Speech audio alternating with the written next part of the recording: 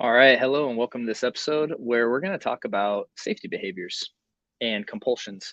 So, for those of you who don't know me, my name is Matt Cotty, and I am the founder of Restored Minds.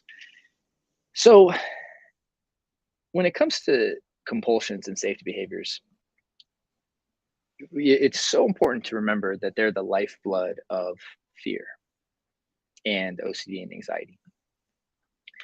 So, when we do a behavior, right, we are that if we have a thought in our mind and then we get an anxious feeling and we do a behavior, whether that behavior is mental or physical is irrelevant.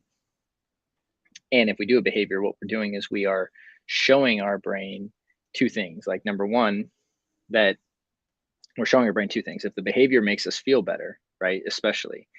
So if we get anxious and we do behavior and we feel better, we're showing our brain two things, right? Number one, that hey, that behavior kept me safe, right? So and then number two, what that thought was, or whatever that idea was actually dangerous. So because that ego part of our mind is trying to always keep us safe, what is it going to do naturally? Well, it's going to keep throwing us those thoughts, right? If you wrestled with a fear or a specific fear for any length of time, and part of the question always is, well, why do I keep wrestling with this fear so much? Well, you keep reinforcing it,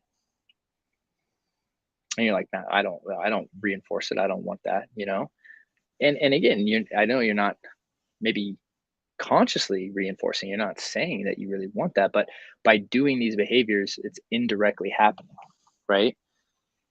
If you like, I mean, because there's all sorts of things that we can do without really realizing it, right? If you are, you know, if you don't realize that a plant needs to be watered and, it starts withering away, right? It's like you aren't consciously trying to like harm the plant, but it's like it needs water to stay alive, right? And the reverse is true, right? If you're trying to, again, take your life back from, or take back control of your life from fear and OCD and anxiety, well, it needs behaviors, like OCD, that loop needs behaviors to continue. I mean, that's the only way that it can function. And therefore, you need to remember that safety behaviors are a voluntary choice that you have. You have the choice to do them. You always have the choice to do them.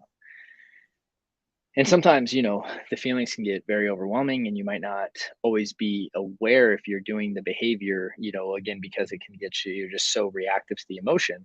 And that's where this work really gets deeper and deeper and deeper, is to really bring more self-awareness to like, oh, this is the feeling I'm feeling. This is what I'm doing. And if I do this, then this is going to happen. It's going to reinforce this. Right. And so it's like, you really begin to understand that this work is all internal.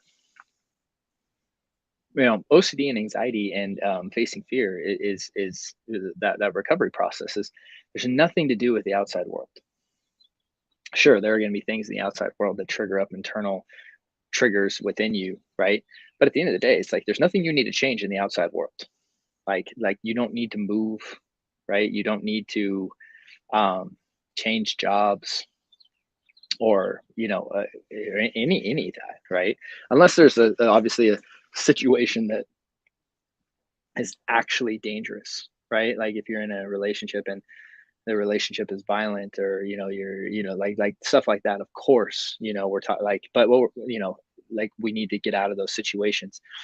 But for 99% of people, right, it's not about changing what's outside of you, it's about changing the inside, right? It's about really doing the work internally, feeling the feelings, right? And being with the feelings, not engaging in the behaviors, not ruminating, not, and again, the trippy part, right, about understanding that you need to not do behaviors is we don't want to focus on the negative of not doing behaviors, which is exactly why we teach the AAA response at Restored Minds in our program, Taking Back Control, because we believe in being solution oriented and actually doing a positive that counteracts the negative behaviors that you're engaging.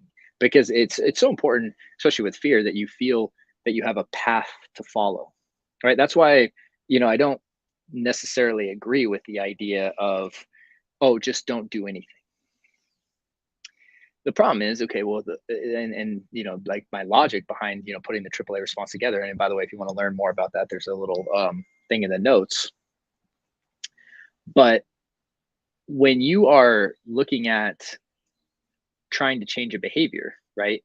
It's so important that what you understand that the fear response, it's a fight or flight response, right? It's putting you into direct action to fight or flight. And when so you say to do nothing, yes, you are, teaching the brain that it's not actually dangerous, but that's very difficult to do because everything in your instinct is saying to do something. That's why when we shift into a positive movement, that I like a solution oriented approach with the AAA response, and we actually have like a process to follow in like within our minds of saying, hey, like these three steps, I need to do this. It gives us something to anchor into to make sure that we aren't engaging in behaviors that are reinforcing the loop. And that's really the whole idea behind it.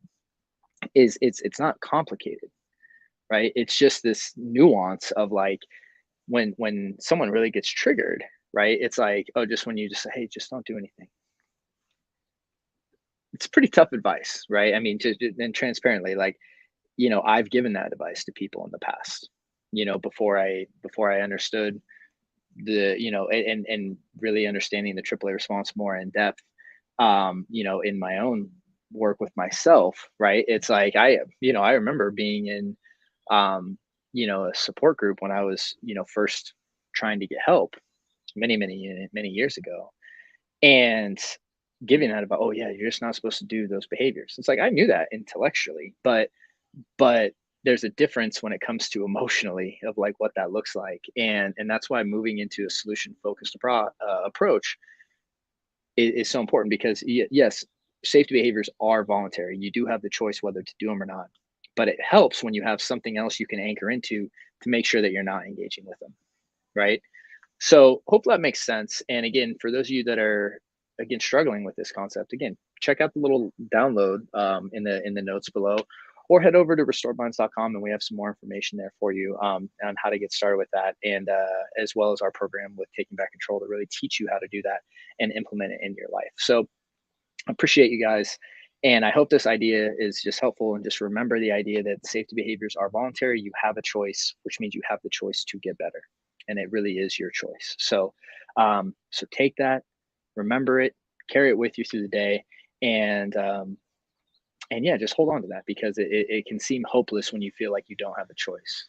And knowing that you have a choice puts that responsibility in your hands. And yes, that's scary, but it also means that when you get better, you're going to have yourself to thank for it, and because it really is just your work. That's all. So yeah, that's all for today. Wish you guys a great week and look forward to seeing you on the next episode. See you soon.